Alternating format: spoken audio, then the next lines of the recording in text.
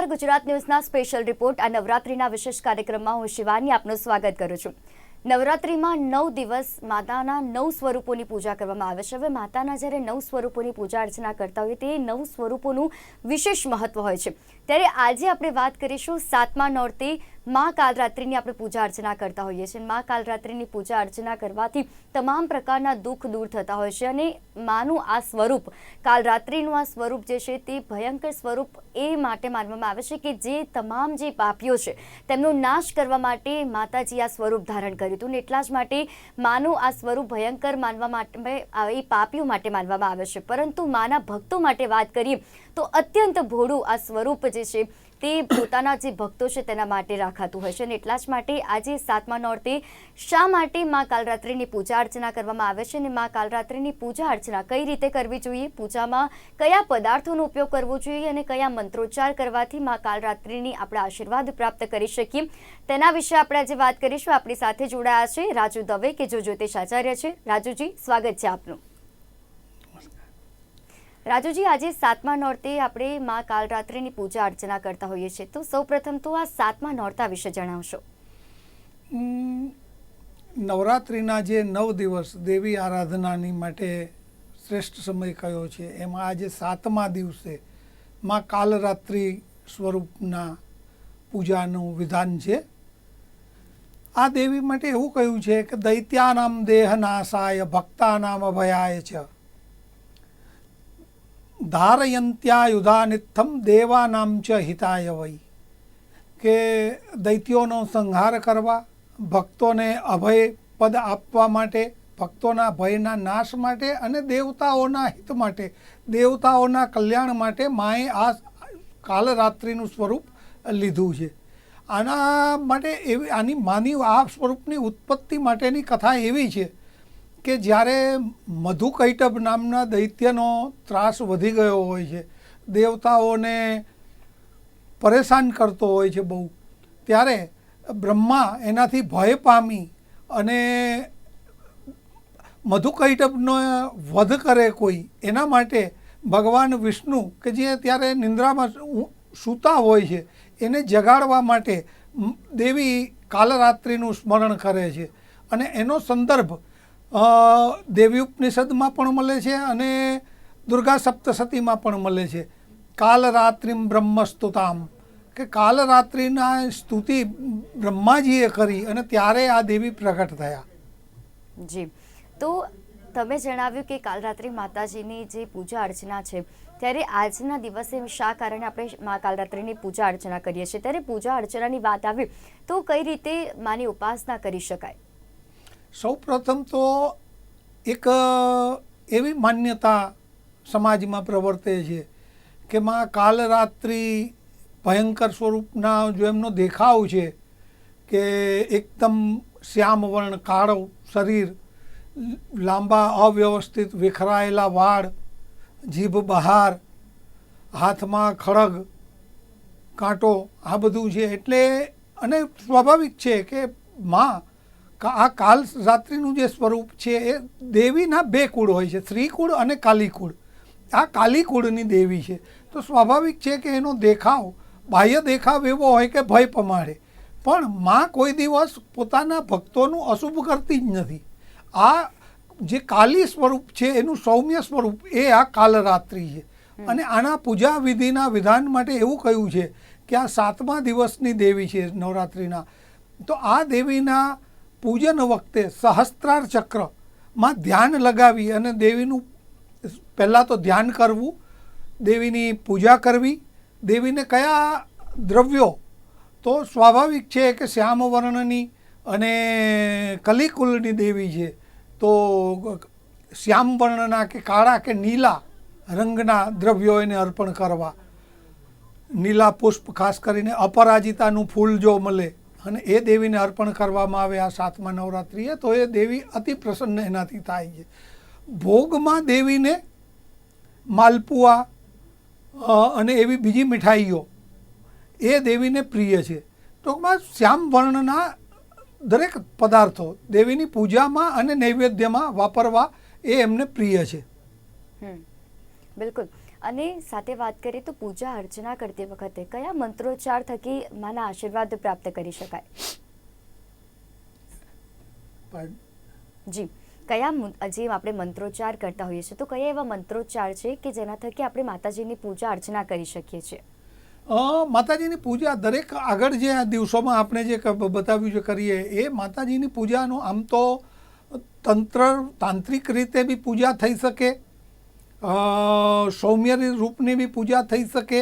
એના બી પૂજાના અલગ અલગ ગ્રંથોમાં અલગ અલગ વિધિ વિધાન બતાવેલા છે. પણ આપણે સામાન્ય માણસ માટે દેવીનું પંચોપચાર પૂજન કરીએ એ પર્યાપ્ત છે. તો પંચોપચાર પૂજન માટે દેવીને સ્નાન કરાવી અને ત્યાર પછી દેવીને ગંધ એટલે કે સિંદૂરનું કે એનું તિલક લગાવવું, મેં જેમ કહ્યું એમ અપરાજિતાના કે નીલા રંગના કે કાળા રંગના પુષ્પો અર્પણ કરવા, ધૂપ આપવો, દીપકના દીવો સળગાવવો, ઘી અને તેલનો બંને, અને સાથે જ નૈવેદ્ય અર્પણ કરવું. તો નૈવેદ્યમાં માલપુઆ દેવીને સૌથી વિશેષ પ્રિય છે, તો માલપુઆનો ભોગ લગાવવો. અને માતાજીને 4 ભુજાઓ છે. 4 ભુજાઓ શું વર્ણવે છે? કારણ કે કાલ રાત્રે માતા જે છે તે પાપીઓનો નાશ કરવા માટે તેમણે આ સ્વરૂપ ધારણ કર્યું, ત્યારે તેમની 4 જે ભુજાઓ છે, આ 4 ભુજા શું વર્ણવે છે? આજે મેં આગળ કહ્યું ને, દૈત્યાનામ દેહનાશાય, તો 2 હાથમાં જે ખડગ અને કાંટો છે એ દૈત્યોના નાશ માટે છે. અભય અને વરદ મુદ્રા છે એ ભય નાશ માટે છે. અને માં હંમેશા પોતાના સંતાનોનું ભલું જ ઈચ્છતી હોય, એને જોઈતી વસ્તુઓ માગે કે ન માગે એ આપતી જ હોય છે. તો એ વરદ મુદ્રા છે કે જે ઈચ્છાઓ કરે છે માની પૂજા આરાધના કરીને, એ ઈચ્છાઓની પરિપૂર્તિ થાય એના માટે એ વરદાન આપે છે. એ આ 4 પૂજા બતાવે છે માની. અને સાથે કહીએ તો દૈત્યોને ડરાવનારું આ સ્વરૂપ, આ મહાભયંકર સ્વરૂપ, તો આના પાછળની શું એવી પૌરાણિક કથા અને સાથે દેવી ઉપનિષદમાં આ સ્વરૂપને કઈ રીતે વર્ણવાયેલું છે? દેવી ઉપનિષદમાં મેં જેમ કહ્યું ને કે જ્યારે મધુકૈટભનો ત્રાસ વધી ગયો હોય છે, દેવતાઓને અને લોકોને પરેશાન કરતો હોય છે, એમના શુભ કાર્યો, યજ્ઞ યાગાદી ઋષિઓના એ બધામાં વિઘ્ન નાખતો હોય છે, ત્યારે બ્રહ્માજી પણ એનાથી ડરી જાય છે. બ્રહ્માજીને પણ ભય ઉત્પન્ન થાય છે. એટલે બ્રહ્માજીને વિષ્ણુને પાસે જવું જાય છે અને વિષ્ણુ ભગવાન ત્યારે યોગ નિદ્રામાં હોય છે. તો એને જગાડવા માટે કે વિષ્ણુ ભગવાન જ્યારે કોઈ તકલીફો દેવતાઓ ઉપર આવી છે ત્યારે એનો નિરાકરણ ભગવાન વિષ્ણુએ કર્યું છે. એટલે વિષ્ણુ પાસે જાય છે અને વિષ્ણુ ભગવાન ત્યારે યોગ નિદ્રામાં હોય છે. તો ત્યારે બ્રહ્માજી આ કાલરાત્રિ સ્વરૂપની સ્તુતિ કરે છે અને કાલરાત્રિ પોતે ત્યાં પ્રકટ થાય છે. હવે શાસ્ત્રીજી વાત કરીએ તો આપણે પૂજા અર્ચનાની વાત કરી, મંત્રોચ્ચારની વાત કરી, પરંતુ પૂજા અર્ચના કરતી વખતે કયા પદાર્થો આપણે પૂજા અર્ચનામાં ઉપયોગમાં લેવા જોઈએ? રૌદ્રરૂપ છે આ માનું, શિવાનું, તો સ્વાભાવિક છે કે સિંદૂરનું તિલક કરવું. આગળ કહ્યું એમને જે કાળા વસ્ત્રો અર્પણ કરવા. કલિકુળની દેવી છે. તાંત્રિક પૂજાઓમાં તાંત્રિકો માને મદિરાનો પણ ભોગ ધરાવે છે, પણ આપણે ગ્રહસ્થે સામાન્ય માણસે આવું કંઈ નહીં કરતા. દેવીનું મેં જે કહ્યું એમ કે ગંધ, પુષ્પ, ધૂપ, દીપ અને નૈવેદ્ય, આ પંચોપચાર પૂજન કરી દેવીનું, અને ત્યાર પછી દેવીના કોઈ પણ એક મંત્રનો જપ કરવો, એના કવચ, સ્તોત્ર, બીજા જે કંઈ હોય એના પાઠ આપણને જે કંઈ આવડે, અને બીજું કંઈ જ ન આવડે તો માની શરણાગતિ સ્વીકારી અને ભોળા ભાવે કહી દેવું કે માં મને આ જરૂરિયાત છે કે મને આ ભય છે, તો એમાંથી મને મુક્તિ અપાવ. કેમ કે આદિ શંકરાચાર્યજીએ ચરપટ પંજરિકામાં કીધું છે કે મા પાસે માગવામાં કોઈ પણ જાતનો ક્ષોભ હોવો જોઈએ નહીં. આપત્સુ મગ્નમ સ્મરણમ ત્વદીયમ કરોમિ દુર્ગે કરુણાર્ણવેસી નૈતચ્છઠત્વમ મમ ભાવયેથા ક્ષુધા તૃષાર્તા જનનીમ સ્મરંતિમ. જેવી રીતે બાળક ભૂખ્યો થાય ત્યારે એ મા પાસે જ માગે, બીજા કોની પાસે માગે. તો જ્યારે પણ આપણને કોઈ પણ પ્રકારનો ભય ઉત્પન્ન થાય, કોઈ પણ વસ્તુની જરૂરિયાત હોય, તો આપણે મા પાસે કોઈ પણ જાતના સંદેહ રાખ્યા વગર, કોઈ પણ જાતની સંકોચ રાખ્યા વગર મા પાસે માગવું અને મા આપે છે. અને આપણે આજે 7મા નોરતાની તો વાત કરીએ છીએ કે 7મા નોરતે માં કાલરાત્રિની પૂજા કરીએ છીએ. તેની સાથે ઘણા લોકો જે છે તે 9 દિવસ ઉપવાસ રાખતા હોય છે. તો આ 9 દિવસ ઉપવાસમાં કઈ કઈ બાબતોનું તેમને ધ્યાન રાખવું જોઈએ? હા, 9 દિવસ અને ખાસ તો કાલી કુળની જે દેવીઓ છે, જે સ્વરૂપ છે, ખાસ કરીને આ કાલરાત્રિ, એના પૂજા કે અનુષ્ઠાન કે જપ કરતી વખતે યમ નિયમનું પાલન કરવું સૌથી મહત્વપૂર્ણ છે. યમ નિયમનું પાલન કરી, એટલે યમ નિયમ એટલે બ્રહ્મચર્ય, સત્ય બોલવું, સાદો આહાર, સાત્વિક આહાર લેવો, આ બધા યમ અને નિયમ, એનું પાલન કરી અને ત્યાર પછી દેવીનું જો પૂજન અર્ચન કરવામાં આવે તો દેવી જલ્દી પ્રસન્ન થાય છે. અને સાથે જે આપણે વાત કરતા હોઈએ છીએ કે 9 દિવસ જે ઉપવાસ રાખતા હોય છે, 9 દિવસ માની આરાધના કરવાનો આ શ્રેષ્ઠ અવસર હોય છે. ત્યારે અવસરમાં આપણે આજે કાલરાત્રિ માતાની જે પૂજા અર્ચના કરતા હોઈએ છીએ, ત્યારે કોઈ પણ સ્ત્રી જ્યારે પૂજા અર્ચના કરતી હોય ત્યારે તેમણે કઈ વસ્તુનું ધ્યાન રાખવું જોઈએ? સ્ત્રીઓ પૂજા પુરુષ કરે કે સ્ત્રી કરે, હા, અમુક જગ્યાએ આપણા શાસ્ત્રોમાં સ્ત્રીઓને નિષેધ કયો છે. જેવી રીતે સ્મૃતિ ગ્રંથોમાં આપસ્તમ ધર્મસૂત્રમાં કહ્યું છે કે ન સ્ત્રી જુહુયાત, તો સ્ત્રીઓએ યજ્ઞમાં આહુતિ આપવી નહીં. સ્ત્રીઓએ, આપણે જેને ગાયત્રી મંત્ર કહીએ છીએ, જેના દેવતા સવિતુર નારાયણ છે, સૂર્યનારાયણ, તત્સવિતુર વરેણ્યમ, એ જે મંત્ર છે, એ સ્ત્રીઓ માટે એનો નિષેધ કયો છે. બ્રાહ્મણો સિવાયના દરેક, જેને જનોઈ નથી આપી, એ લોકો સિવાયના જાતિના લોકો માટે, બ્રાહ્મણો સિવાયના માટે એને નિષેધ છે. તો સ્વાભાવિક છે આમાં પણ અમુક વસ્તુઓનો નિષેધ રાખ્યો છે. અને બીજું, માનું સ્વરૂપ ભયાવહ છે, તો સ્વાભાવિક છે સ્ત્રીને થોડો ડર પણ લાગી શકે માના રૂપ જોઈને, પણ મા પાસે પુત્રી બનીને જાય, કોઈ ભય રાખવાની જરૂર નથી. મેં જેમ આગળ કહ્યું કે આ મહાકાલીનું સ્વરૂપ છે, પણ આ સૌમ્ય રૂપ છે. એટલે અહીંયા મા પાસેથી જે પણ ઈચ્છાઓ હોય, ચાહે પુરુષ હોય સ્ત્રી હોય, યથાશક્તિ યથાજ્ઞાન જે કંઈ એને આવડે છે એ રીતે માને વિનવણી કરે. મા ભક્તોના દુઃખ દૂર કરવા માટે સક્ષમ છે અને કરે છે. જી, અને આપણે આ 9 સ્વરૂપોની વાત કરીએ, તેમાં આજે 7મા સ્વરૂપની વાત કરી રહ્યા છે. ત્યારે આજના દિવસથી તંત્રની પૂજા માનવી પણ વિશેષ હોય છે કે મા કાલરાત્રિનું જ્યારે 7મું નોરતું છે તેમાં તંત્રની જો પૂજા અર્ચના કરીને તંત્રની, તો આ શા માટે તેને મહત્વનું માનવામાં આવે છે? તંત્ર, જી, તંત્ર, એટલા બધા તંત્ર ગ્રંથો છે. આપણે સામાન્ય રીતે જે દુર્ગા સપ્તશતી ચંડીપાઠ જેને કહીએ છીએ, એક ગ્રહસ્થ માટે એનો પાઠ કરવો વિધિ વિધાનપૂર્વક, અને એના તંત્ર પ્રયોગો પણ બતાવેલા છે. તો આપણે તંત્ર વિષય પર જો ન જઈએ, કેમ કે એ બેધારી તલવાર છે. સીધા રસ્તે સીધું ચાલે જો કાર્ય, આપણું વિધાન જે પૂજા વિધિ કરીએ છીએ એ અક્ષરશ સાચી હોય તો આપણને અવશ્ય અને બહુ સરળતાથી મોટી સિદ્ધિઓ મળે છે. પણ ક્યાંય કંઈ શરત ચૂકથી કે કોઈ ભૂલ થઈ જાય તો એ તીર પાછું આપણી બાજુ પણ આવી શકે છે. એટલે આપણે સરળ રીતે પાઠ કરવો, થોડું ઘણું જો દુર્ગા સપ્તશતીનું જ્ઞાન હોય, જાણકારી હોય એના વિશે, તો કવચ, અર્ગલા અને કિલક સ્તોત્રના પાઠ કરવા. રાત્રિ સૂક્ત, જે મેં આગળ કહ્યું કે બ્રહ્માએ જે કાલરાત્રિને બોલાવવા માટે જે સ્તુતિ કરેલી, એ તંત્રોક્ત રાત્રિ સૂક્ત એ દુર્ગા સપ્તશતીમાં આપેલું છે. એના પાઠ કરવાથી એવું કહેવાય છે કે રાત્રે એના પાઠ કરવાથી, મધ્યરાત્રિએ, નિશિત કાળ જે કહેવાય, બરાબર મધ્યરાત્રિ સ્થાનિક સમયથી, રાત્રે 12 વાગ્યે એવું જરૂરી નથી. સૂર્યાસ્ત અને પછીના સૂર્યોદયની વચ્ચેનો જે સમય છે એ નિશિત કાળ કહેવાય. એ નિશિત કાળમાં જો કોઈ વ્યક્તિ આ કાલરાત્રિના પ્રીતિપાત્ર થવા માટે રાત્રિ સૂક્તના પાઠ કરે નિયમિત, તો એ નિર્ભય બની જાય છે. એને ગ્રહ, નક્ષત્ર, દૈત્ય, દાનવ, શત્રુ, કોર્ટ ભય કે બીજી કોઈ પણ જાતના ભયમાંથી મુક્તિ મળે છે. અને કહેવાય છે કે કોઈ પણ વ્યક્તિ જે મહાકષ્ટમાંથી પસાર થઈ રહ્યો છે અને સાથે મહાભયમાંથી પસાર થઈ રહ્યો છે, તો તે વ્યક્તિ જ્યારે મા કાલરાત્રિના સ્વરૂપની જ્યારે પૂજા અર્ચના કરે છે તો તમામ મહાકષ્ટમાંથી, તમામ મહાભયમાંથી દૂર થતું હોય છે. તો એ શા માટે?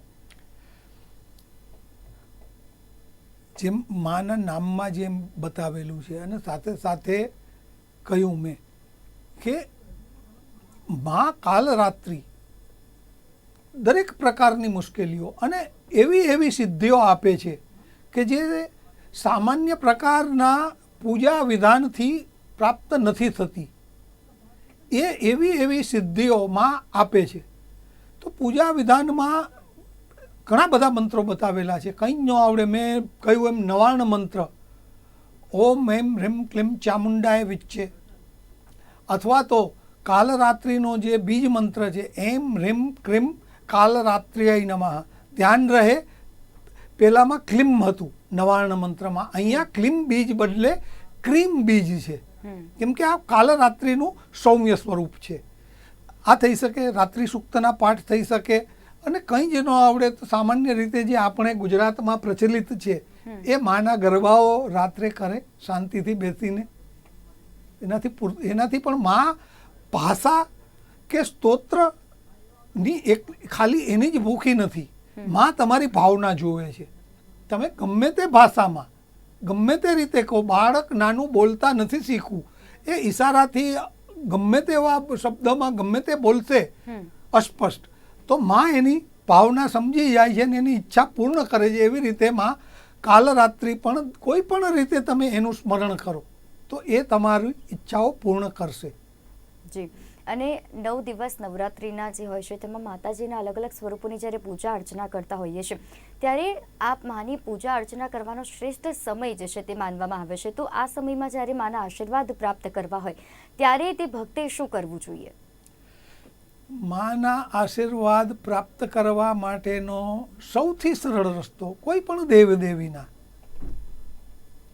કે બધું જ ભૂલી પોતાનો અહંકાર ઓગાળી અને સંપૂર્ણ શરણાગતિ સંપૂર્ણ સ્વીકારી લો. એ તમારું કામ, તમારી ફરિયાદ, જે કંઈ તમારી માંગણી છે એ સાંભળશે, સ્વીકારશે અને એની પરિપૂર્તિ પણ કરશે.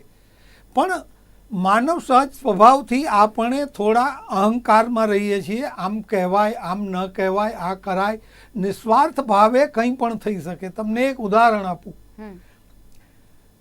કાલી સ્વરૂપ, જે મેં કહ્યું કે કાલી કુળની છે, ભયંકર સ્વરૂપ છે, ડરાવણો દેખાવ છે, એ જ કાલી શ્રી રામકૃષ્ણ પરમહંસ જ્યારે એની ઉપાસના કરતા, પોતે પૂજારી હતા ત્યાં કાલી મઠમાં, અને રાણી રાસમતી દેવીનો એ આખો વિસ્તાર હતો, ત્યાં મંદિરો હતા અને આ કાલી મંદિરની પૂજાનું કામ રામકૃષ્ણ પરમહંસ દેવને આપેલું.